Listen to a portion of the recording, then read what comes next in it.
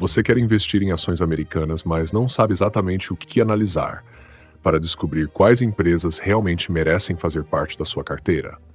Porque quando você começa a olhar para a bolsa americana, aparece empresa de tudo quanto é tipo. São milhares de estoques disponíveis. E aí surge a grande dúvida: como separar as empresas realmente boas de todas as outras? Neste vídeo eu vou te mostrar um método objetivo para fazer exatamente isso. Você vai entender quais são os fundamentos que devemos analisar em uma estoque, quais são os números que servem como nota de corte e principalmente como aplicar esses critérios na prática para filtrar milhares de empresas e chegar em uma seleção muito menor de estoques de qualidade. E o mais importante, eu não quero que você simplesmente decore quais empresas aparecem hoje na lista. Eu quero que você aprenda o processo, porque os números mudam, as empresas mudam. E uma empresa que está entre as melhores hoje pode não estar amanhã. Mas se você entender o método, você consegue repetir essa análise sempre que quiser. Olá, eu sou o Cole Rausch. E se você quer aprender a escolher suas próprias ações americanas, em vez de simplesmente copiar a carteira de outra pessoa, fica comigo até o final, porque nós vamos fazer essa filtragem passo a passo. E já deixa o like e se inscreve no canal, porque aqui a ideia é te ajudar a tomar decisões melhores com o seu próprio dinheiro. Vamos começar. Antes de falar dos números, você precisa entender uma diferença muito importante. Uma coisa é o fundamento que nós queremos analisar. Outra coisa é o critério que vamos utilizar para saber se aquele fundamento está bom ou não.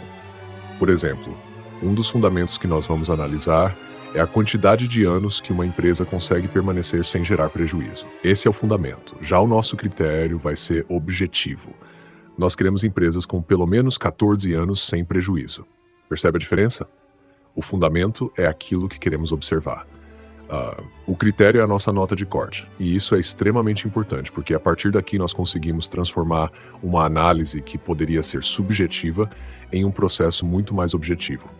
E para escolher as melhores estoques, nós vamos dividir nossa análise em 3 grandes áreas: lucro, negócio e sociedade. Dentro do lucro, nós queremos saber 2 coisas. Primeiro, se a empresa consegue gerar lucro de forma consistente. E segundo, se esse lucro está crescendo. Porque não adianta uma empresa ter lucro durante muitos anos se esse lucro simplesmente fica parado. Nós queremos uma empresa que consiga ser lucrativa e, ao mesmo tempo, aumentar sua capacidade de gerar lucro ao longo do tempo. Para medir a consistência, nós vamos olhar para os anos sem prejuízo. E o nosso critério esperado é de pelo menos 14 anos. Ou seja, se uma empresa possui 20 anos consecutivos sem prejuízo, ela está dentro do que esperamos. Se possui 14 anos, também está.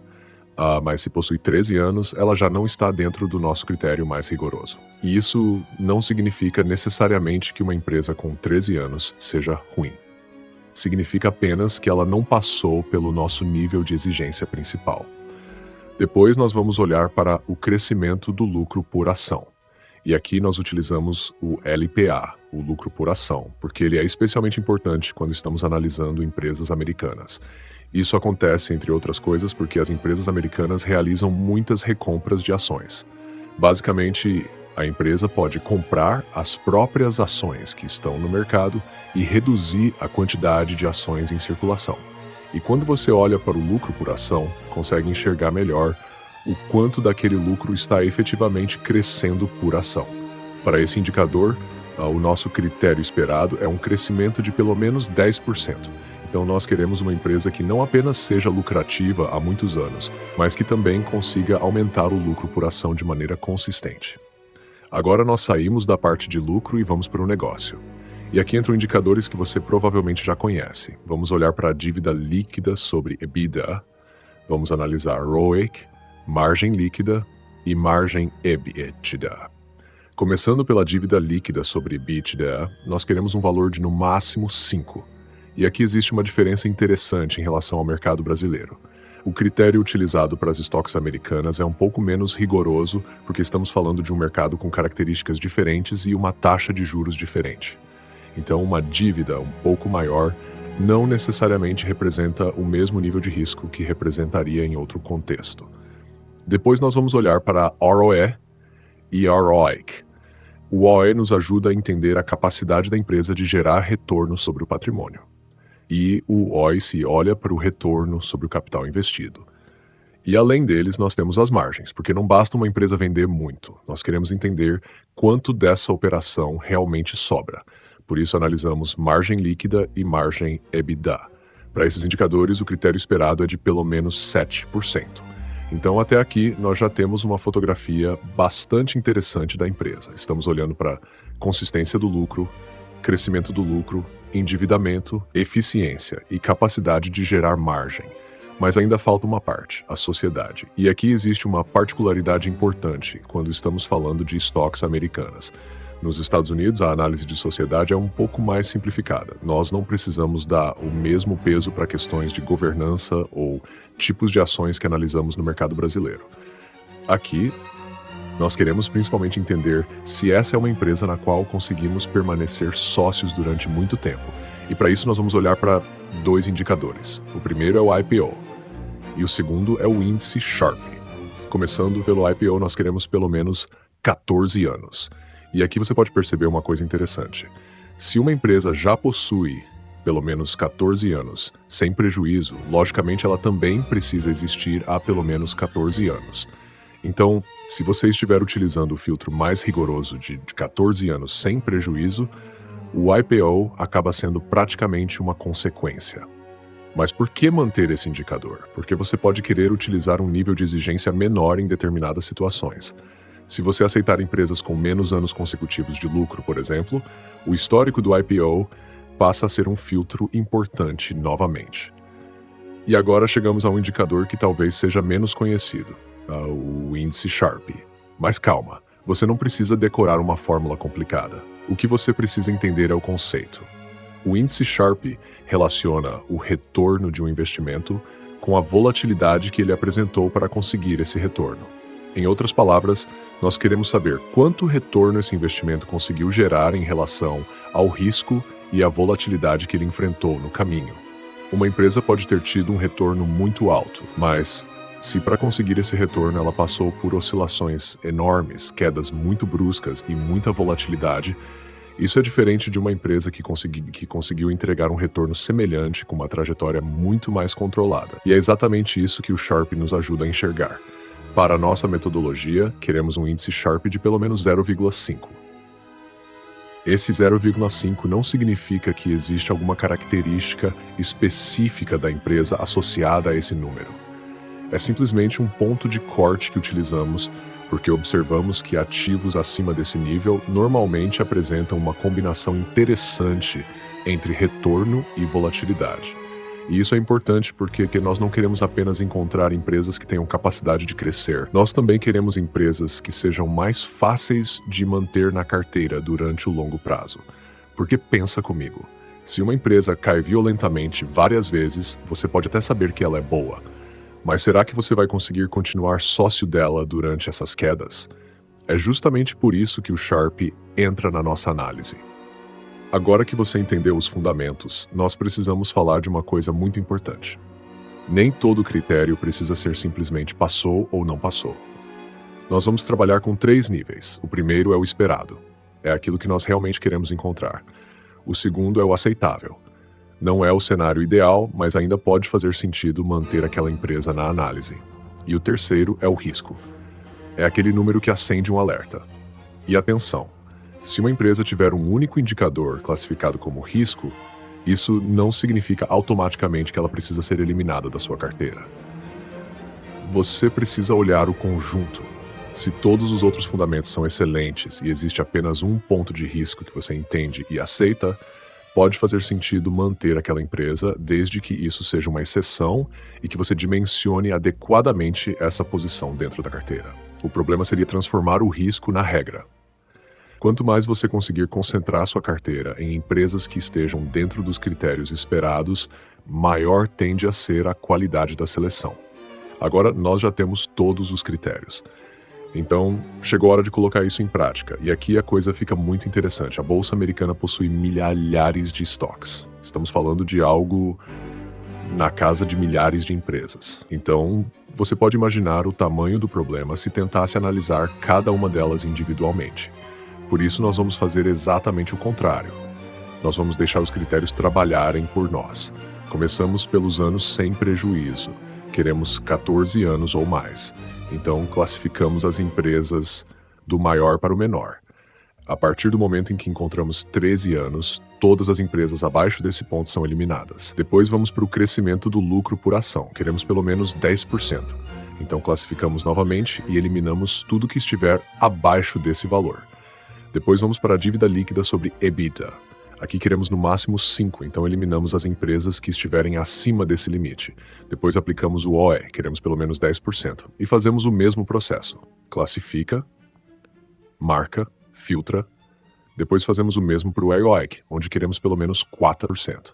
Na sequência, margem líquida de pelo menos 7% e margem EBITDA também de pelo menos 7%. Depois verificamos o IPO e finalmente chegamos ao índice Sharp. Aqui queremos pelo menos 0,5. E quando terminamos todos esses filtros, olha o que aconteceu. Nós começamos com milhares de empresas e agora temos uma lista muito menor de empresas que passaram por uma série de critérios objetivos. Mas aqui vem uma observação extremamente importante. Não cometa o erro de olhar para a lista que saiu hoje e simplesmente pensar: essas são as melhores estoques e eu vou comprar todas. Não é isso. O objetivo principal dessa aula é você entender o processo, porque os indicadores mudam, os resultados mudam, as empresas mudam. Então, uma empresa que está entre as primeiras hoje pode não estar entre as primeiras daqui a alguns meses. Por isso, o mais importante é saber reproduzir o método. Mas agora você ainda precisa tomar uma decisão. Porque mesmo depois de todos esses filtros, nós podemos continuar com dezenas de empresas excelentes. E você provavelmente não quer montar uma carteira com dezenas e dezenas de estoques. Então, como escolher entre elas? Uma maneira é utilizar os setores como critério de diversificação. A ideia é montar algo em torno de 10 a 15 estoques, distribuídas por pelo menos 8 setores diferentes. E aqui você não precisa pensar que existe um setor bom e outro ruim.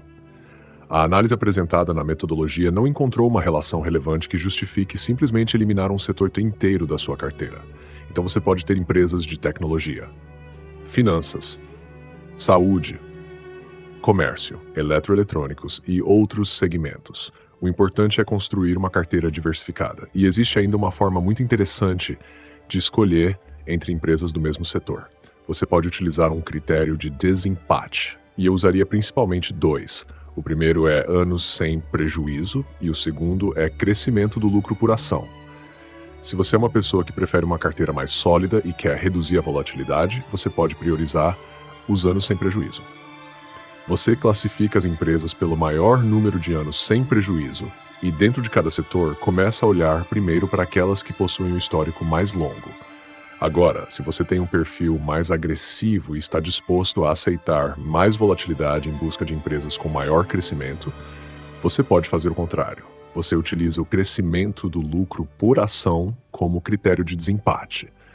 Nesse caso, você prioriza as empresas que tiveram maior crescimento do lucro por ação nos últimos 5 anos. E aí, o perfil da sua carteira muda. Você pode sair de empresas mais maduras e sólidas e começar a priorizar empresas com um crescimento mais acelerado. Perceba como isso é poderoso. Você não está simplesmente perguntando qual é a melhor empresa. Você está perguntando qual é a melhor empresa dentro dos critérios que fazem sentido para a minha carteira. E isso muda completamente a forma de investir. Existe ainda uma observação importante sobre os setores. A classificação das empresas americanas pode apresentar algumas inconsistências. Isso acontece porque algumas empresas são classificadas pela própria bolsa em categorias mais genéricas, como outros. E aí podem aparecer empresas muito conhecidas que na prática você provavelmente colocaria em outro setor. Por isso, quando você encontrar uma empresa interessante nessa categoria, vale a pena pesquisar qual é realmente a atividade principal dela antes de decidir onde ela se encaixa na sua carteira. Mas depois de fazer tudo isso, você finalmente chega ao objetivo. Você eliminou as empresas que não atendem aos critérios. Selecionou aquelas que possuem fundamentos mais interessantes. Diversificou entre diferentes setores. E ainda pode escolher empresas mais sólidas ou mais agressivas de acordo com o seu perfil. E agora você tem uma carteira muito mais consciente. Mas existe uma coisa que eu quero deixar extremamente clara. Não se apegue ao retorno passado de uma empresa para decidir se ela é boa ou ruim. O retorno passado não é um dos critérios principais dessa metodologia. Uma empresa pode ter tido um retorno ruim nos últimos anos e ainda assim apresentar fundamentos excelentes. Da mesma forma, uma empresa pode ter tido um retorno gigantesco e não necessariamente continuar apresentando os mesmos resultados no futuro. O que importa aqui é entender o que está por trás da empresa. Ela gera lucro, esse lucro é consistente e está crescendo, a empresa possui uma dívida controlada, consegue gerar retorno sobre o capital, possui boas margens, tem um histórico longo e apresenta uma relação interessante entre retorno e volatilidade. É isso que nós estamos tentando capturar. E existe ainda outra coisa que muita gente confunde quando começa a investir em stocks: dividendos. As stocks americanas, principalmente as empresas de crescimento, normalmente possuem um dividend yield muito menor do que aquilo que você encontra em investimentos voltados especificamente para a geração de renda. E isso não é necessariamente um problema. Se o seu objetivo é receber muito dinheiro em dividendos imediatamente, provavelmente stocks não são o principal instrumento para isso.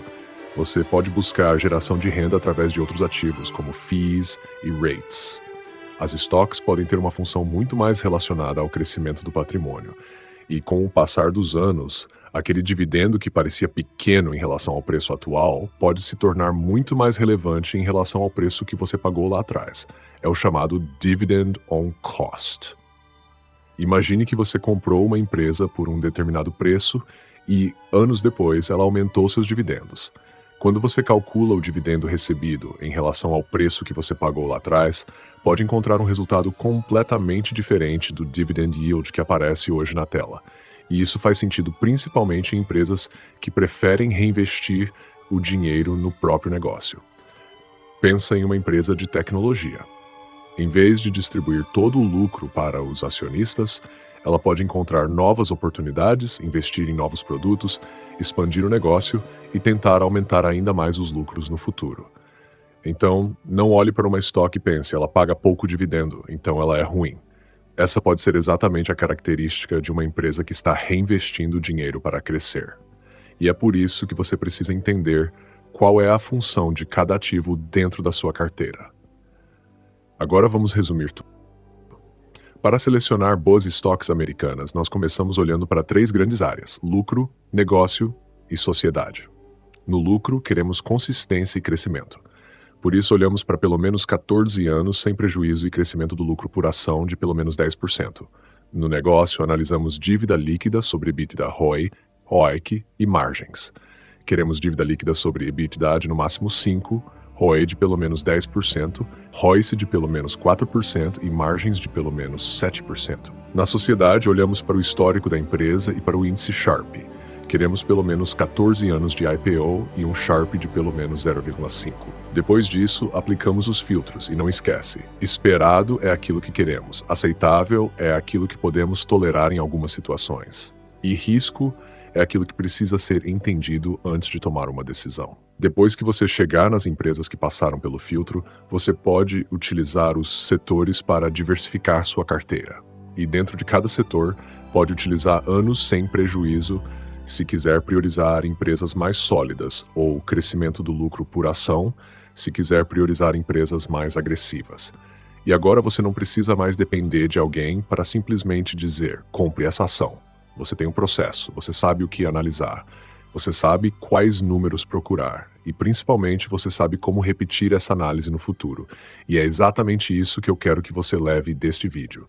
Não decore a lista de empresas. Aprenda o processo, porque a lista pode mudar, os números podem mudar, mas se você souber fazer análise, você consegue encontrar novas oportunidades por conta própria. E agora eu quero saber uma coisa. Quando você vai escolher uma stock, o que pesa mais para você? Uma empresa extremamente sólida, com muitos anos de lucro, ou uma empresa que está crescendo muito rápido, mesmo que tenha mais volatilidade? Comenta aqui embaixo. E se esse vídeo te ajudou a entender como analisar ações americanas, deixa o like e se inscreve no canal, porque aqui o objetivo é justamente te ensinar a construir sua própria carteira com conhecimento, e não simplesmente copiar o que outra pessoa está fazendo. E se você quer continuar essa jornada e aprender a aplicar essa mesma lógica para encontrar as melhores oportunidades para a sua carteira, assista ao próximo vídeo que está aparecendo na sua tela. Nos vemos lá.